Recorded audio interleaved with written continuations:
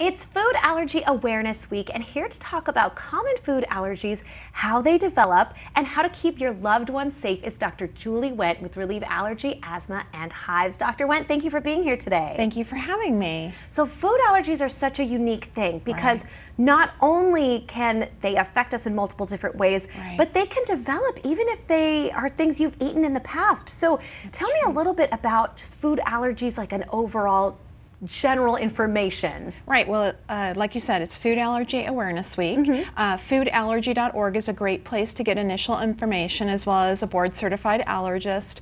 Common foods are milk, egg, wheat, fish, shellfish, soy, nuts, tree nuts, and now sesame has been added to the top list. Oh, but there have been over 170 foods that have been identified as allergenic, and really you could be allergic to anything.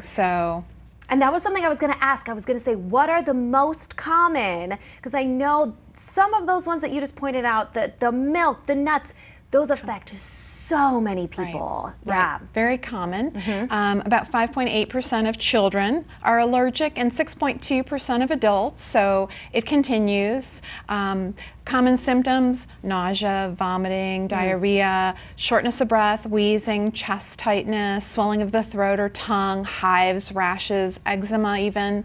So a variety of symptoms that really are potentially life-threatening. Yeah, oh my gosh, that's definitely life-threatening. Some of those things that you just mentioned, if you were dealing with your child, that would be so scary. And people can be allergic to multiple of these all at once. That's true. That's true. That's it can so happen. Scary. Yeah. Okay, so what are some of the things that if you notice some of those symptoms, how do you know it's a food allergy and it's not maybe something else? Well, we have testing for it, and that's really one of the common ways.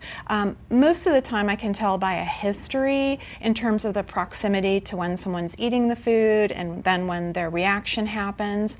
Every now and then I'll have a patient, and I don't recommend this at home, who will try a food again and repeat the symptoms. That does really kind of pin it down for really you, pins unfortunately. It down. But really talking to a board-certified allergist and then going through testing if necessary is a good idea. Every now and then I'm puzzled as well, and I'll perform a food challenge. And is a food challenge is kind of what you just said, where they try it and they see what happens? Right, and I'm usually trying to rule out a life-threatening anaphylaxis at that point. I'm pretty convinced that is not the case, and I'm actually trying to bring a food back into the diet, or I'm trying to define that is an allergic food. So someone comes to you, they figure out that they do have this allergy. What are the next steps? Testing. We have a variety of prick tests, or we have blood tests. If it's a very serious allergy, I may do both. And I may start with blood just to make sure that they don't have an allergic reaction in my clinic. I like to keep that to a very bare minimum. And then, if I'm pretty convinced that they're not having an allergy, I might do a food challenge. Otherwise, it's avoidance, really, lifetime avoidance, or waiting for the next logical time to test. So things like milk and egg, which people tend to grow out of, I might test once every 6 months to a year. Things like fish, shellfish, nuts and tree nuts, peanuts, I really take a little bit longer because it's very unlikely that children will outgrow those. And so this is something that I've heard. You tell me if this is true or not. I've heard that our allergies change once every 7 years, that you can grow out of stuff, and you just mentioned that.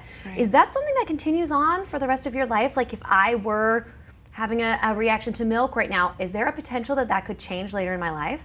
Absolutely. So there's usually patterns both to the allergy as well as to the person. When we're young, our gut is immature, our immune system is immature, and so things that interact with it along the way make a difference. And I don't know that every 7 years is necessarily a definition, but people do tend to outgrow between in that range, in the 7 to 8 to 12-year-old range. By then, at the end of that time period, if they're still allergic to something, they'll probably carry it with them for the rest of their lifetime.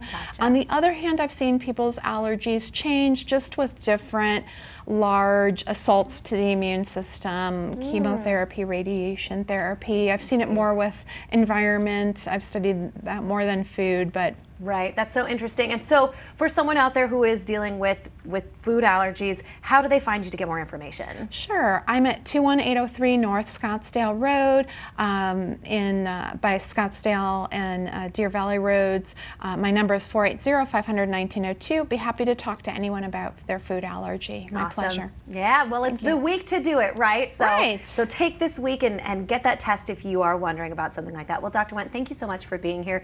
We have more great show coming up for you guys right after this. Thanks, Lexi.